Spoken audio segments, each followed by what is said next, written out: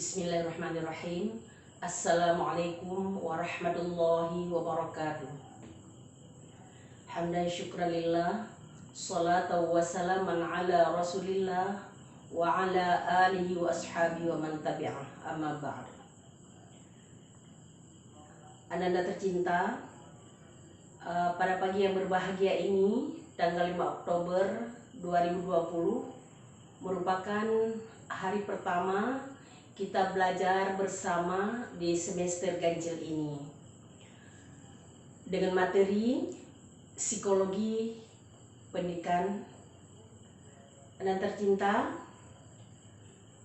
kalau kita memperbincangkan atau mendiskusikan masalah psikologi pendidikan, kita akan melihat dulu apa sebenarnya psikologi pendidikan itu. Psikologi berasal dari bahasa Yunani dengan kata psyche, artinya jiwa atau mental. Sementara logos artinya ilmu. Jadi kalau psikologi, psyche dengan logos artinya ilmu yang membahas tentang jiwa. Kalau ada ilmu yang membahas tentang fisik, ini adalah ilmu yang membahas tentang jiwa. Anak tercinta, kalau pendidikan, banyak orang mendefinisikan pendidikan itu dengan bermacam-macam.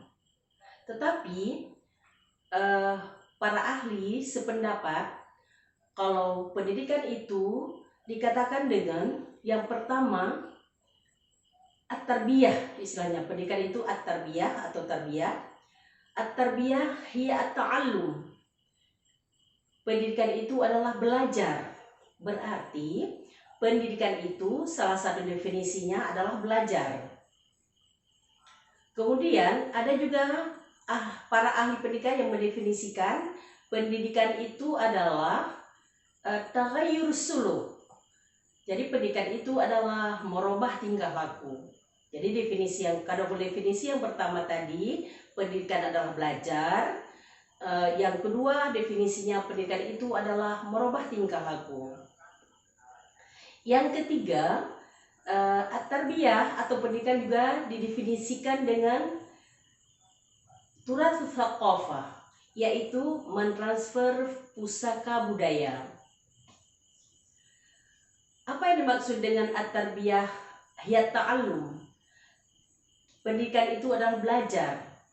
Karena kita akan mendapatkan ilmu, akan memperoleh ilmu dengan belajar. Makanya kan kita juga mendengarkan kalau dikatakan belajar di waktu kecil bagaikan mengukir di atas batu. At-ta'allumu fis sighari kan naqshi 'alal hajari. Siapapun yang belajar di waktu kecil bagaikan dia mengukir di atas batu. Jadi apa yang kita pelajari waktu kecil itu tidak akan terhapus. Itu akan terpatri seperti kita mengukir di atas batu. Kemudian kalau kita belajar setelah dewasa, tidak pernah belajar waktu kecil, waktu dewasa baru kita mulai belajar. Itu dikatakan at-ta'allumu fil kibari kan naqshi 'alal ma'i. Kalau kita mulai belajar di waktu dewasa, belum pernah belajar di waktu kecil, itu sama dengan kita mengukir di atas air. Bagaimana kita mengukir di atas air? Ya tidak kelihatan. Makanya kita diberikan pendidikan, diberikan pembelajaran sejak kita kecil. Makanya kita ini dari PIAUD sebagai calon guru untuk anak-anak usia dini. Jadi anak usia dini yang disebut dengan anak golden age, yaitu anak dari 0 tahun sampai 6 tahun kalau orang barat berpendapat begitu. Tetapi di kalangan muslim, di kalangan ahli pendidikan Islam berpendapat 0 sampai 7 tahun. Itu masa keemasan atau masa golden age. Di situ anak-anak perkembangannya sangat dahsyat. Dari segi pertumbuhan, dari segi kecerdasan otak, sehingga para ahli mengatakan anak-anak yang belajar 0 sampai 7 tahun itu sama dengan 80% dia bisa mengembangkan kecerdasan otaknya. Selebihnya 20% lagi adalah setelah dia berumur 7 tahun. Makanya sebenarnya calon guru bagi anak-anak usia dini merupakan orang-orang pilihan, orang-orang yang hebat, orang-orang yang harus lebih sabar, lebih cerdas, lebih berakhlak atau berkarakter. Jadi akhlaknya adalah akhlak yang mahmudah, akhlak-akhlak terpuji. Nah, makanya kita sebagai calon guru PIAUD yang paling utama adalah karakter dulu, akhlak. Makanya akhlak itu akan kita warisi kepada anak-anak kita, generasi penerus bangsa. Ananda tercinta, itu tadi kalau dikatakan pendidikan itu adalah belajar. Kalau yang kedua yang didefinisikan, pendidikan itu adalah taghayyurus suluki, yaitu merubah tingkah laku. Kalau seseorang yang sudah belajar tetapi tingkah lakunya tidak bertambah baik dari hari ke hari, itu berarti dia gagal dalam pendidikannya. Menurut definisi yang kedua ini, pendidikan adalah merubah tingkah laku dari tidak baik menjadi baik. Dari hari ke hari akan bertambah baik. Dari tidak bisa, tidak mengetahui apa-apa akan menjadi bertambah berpintar, bertambah ilmu pengetahuan. Jadi ada keseimbangan antara ilmu dan akhlak.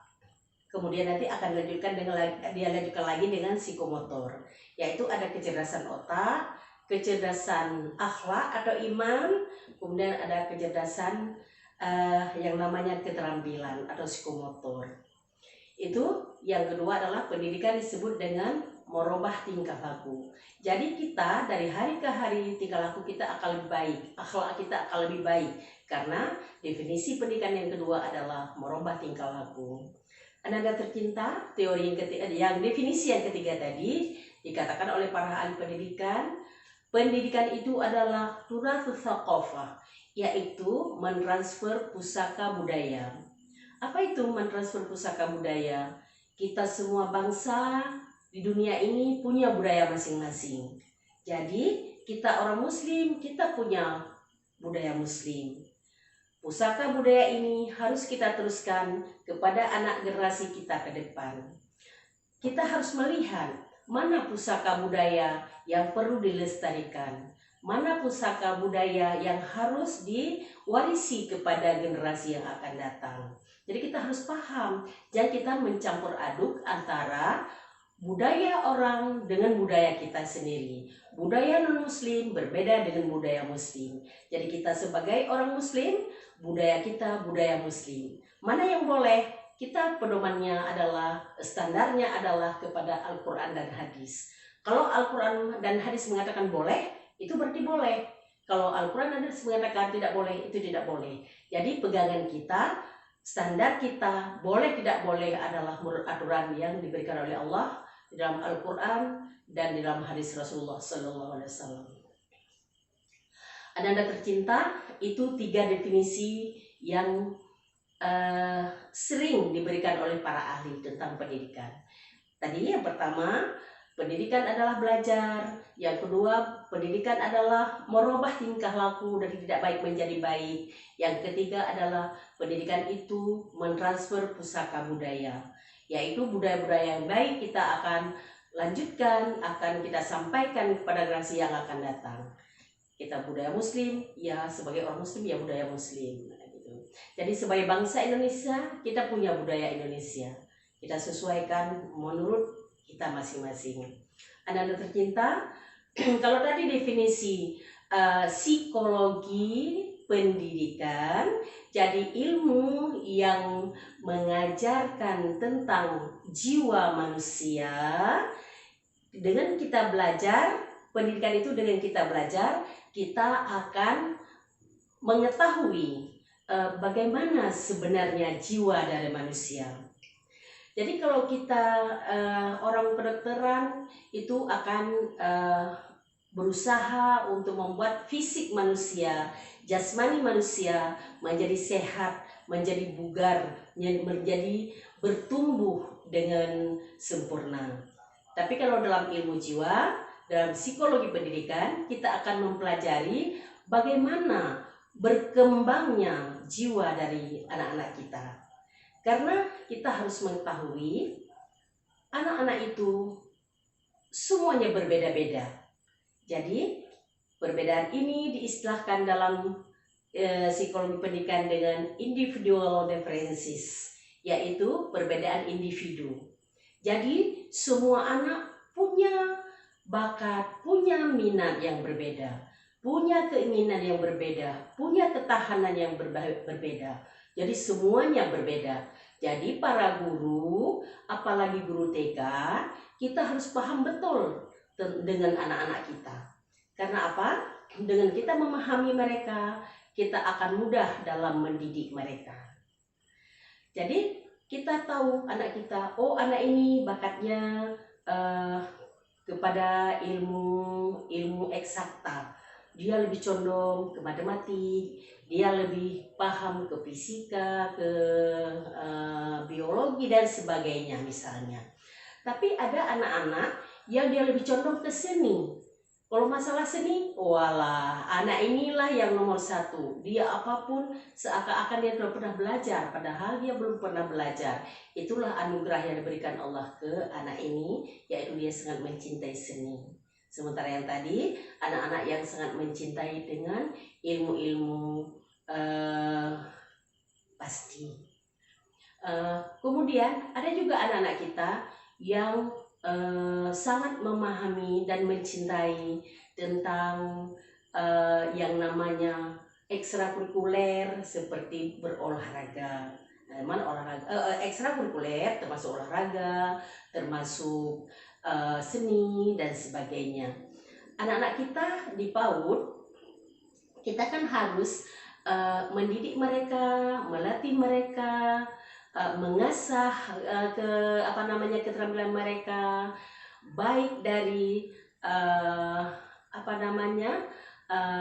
motorik halusnya, kita akan mengasah motorik kasarnya, kita mengasah motorik halus dengan kita mengajarkan anak-anak cara-cara meronce, bagaimana cara mewarnainya, berlatih supaya dalam warna itu tidak keluar dalam warna itu keluar garis. Jadi dia hati-hati, dia sangat teliti dalam mewarnai itu. Kemudian kita ajarkan meronce, kita ajarkan menganyam. Karena dia anak-anak, kita akan mengajarkan anyaman mungkin dari benang, dari kertas origami yang udah kita potong-potong, atau dari kain katun yang lembut, karena sesuai dengan kekuatan tangan anak-anak.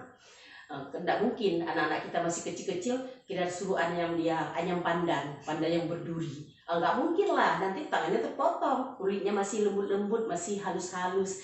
Jadi kita mengajarkan anak menganyam benang, menganyam kain katun, kain kasa yang lembut. Kita mengajarkan dia menganyam kertas origami yang kita potong dan sebagainya. Itu semuanya bertujuan untuk mengasah motorik halus anak. Jadi kalau kita ingin mengasah motorik kasar anak, jadi supaya tubuhnya kuat, tulang-tulangnya bisa terlatih supaya lebih kuat lagi, lebih bagus lagi, itu kita akan mengajarkan anak dengan senam, dengan bermain bola basket, dengan bermain naik tangga, turun tangga.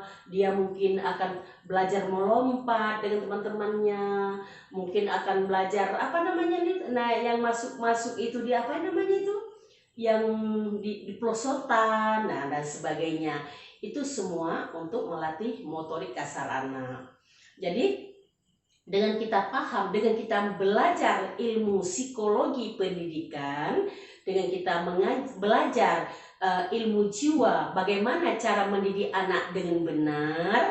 Jadi kita akan terbantu dengan ilmu itu, bisa mendidik anak-anak kita dengan baik dan benar.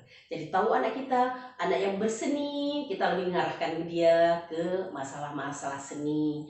Kalau anak-anak yang memang lebih, dia logikanya lebih jalan dengan hitungan, calistung dan sebagainya, memang kita tidak paksakan.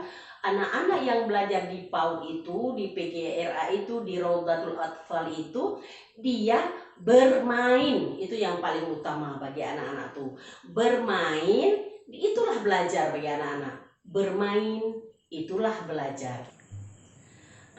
Anak-anak kita, dia di Rawdatul Atfal itu, di PAUD itu, bukan dia belajar berhitung, belajar membaca, belajar ini, belajar itu, bukan. Tetapi anak-anak bermain, itu yang utama bagi mereka. Jadi di dalam bermain itu, otomatis dia akan bisa diajarkan sesuatu. Jadi yang anak-anak diutamakan dari 0 tahun sampai 7 tahun, itu jadikanlah anak-anak itu sebagai raja. Kasih kesempatan dia bermain sepuas-puasnya, sambil kita membimbing bagaimana dia bermain dengan teman-temannya, saling pengertian, tidak berebutan mainan, tidak saling mendahului, tapi saling pengertian. Itu kita akan bimbing mereka, sambil bermain mereka belajar. Jadi tidak ada pemaksaan untuk anak 0 sampai 7 tahun, paksa-paksa untuk harus bisa calistung, harus bisa membaca, harus ini, harus itu. Itu banyak orang tua dari anak-anak kita yang marah kadang kepada gurunya. Kenapa anak saya belum bisa membaca? Kenapa anak saya belum bisa calistung? Padahal anak 0 sampai 7 tahun itu masa bermain sepenuhnya. Boleh diajarkan sesuatu, tetapi dengan cara-cara yang menyenangkan. Jadi yang penting senang anak-anak ini belajar, boleh, tapi mereka sambil bermain, mereka dalam keadaan senang. Di situlah kita masukkan pendidikan pembelajaran sedikit demi sedikit. Bukan artinya pemaksaan, tidak ada pemaksaan.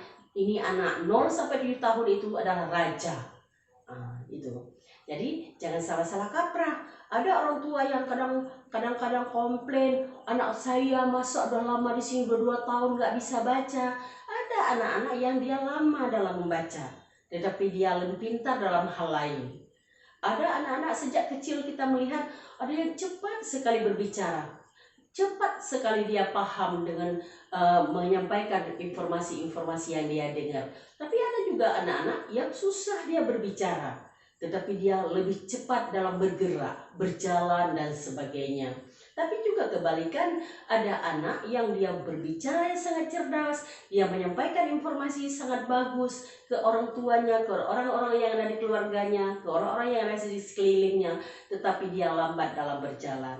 Jadi sangat bervariasi pertumbuhan dan perkembangan anak-anak kita. Itu yang harus kita pahami.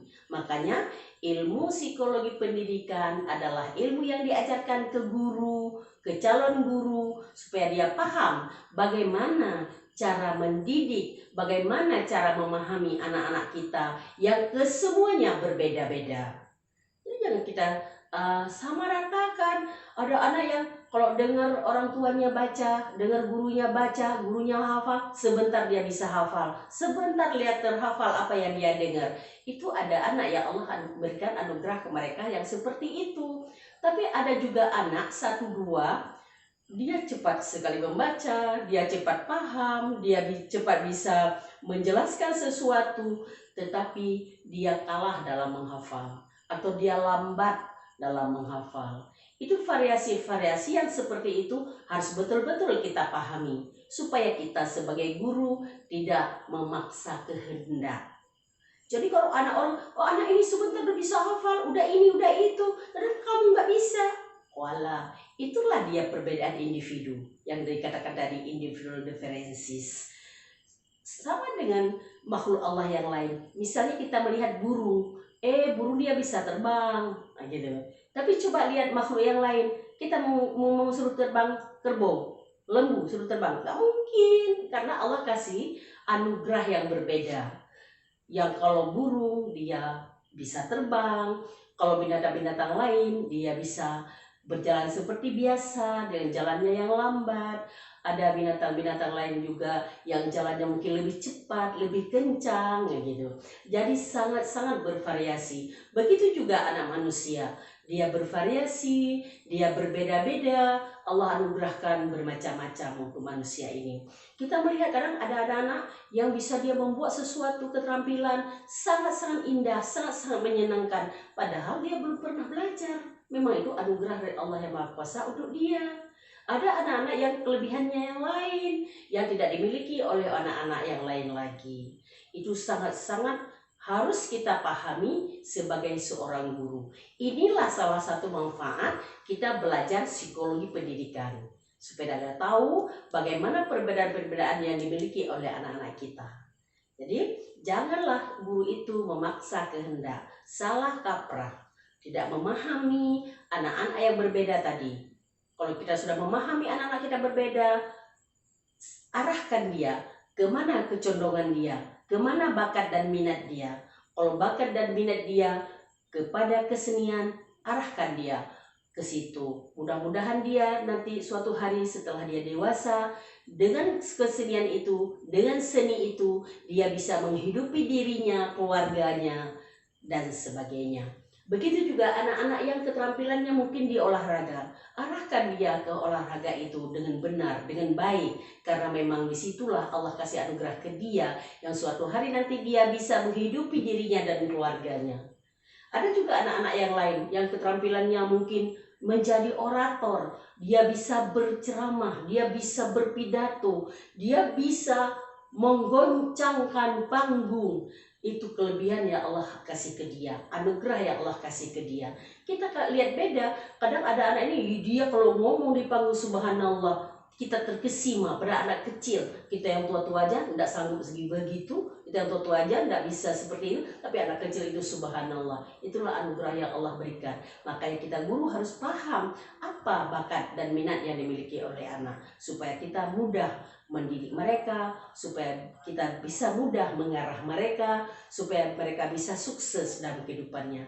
Jangan kita memaksa-maksa. Kebanyakan juga orang tua sekarang maksa anak orang hafid, anak dia pun harus hafid, padahal beda kemampuan dan bakat yang Allah kasih, minat yang Allah kasih. Ada misalnya udah dewasa, anak orang masuk kedokteran, semua masuk kedokteran. Walah orang yang memang bakat dan minat, anugerah yang Allah berikan dia adalah dia condong kepada menjadi dokter. Tapi yang nggak bakat dan minat jadi dokter, dipaksa-paksa karena orang tua masuk jadi dokter. Ya, orang nyuntik pakai jarum, dia pun nyuntiknya pakai gagang jarum. Apa yang terjadi?